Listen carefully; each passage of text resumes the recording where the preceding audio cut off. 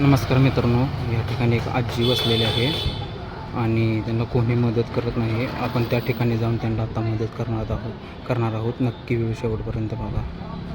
आजी उन्हात का बसलाय? हां, कुठल्या गावचं तुम्ही? कुठं कुठं आलं ते?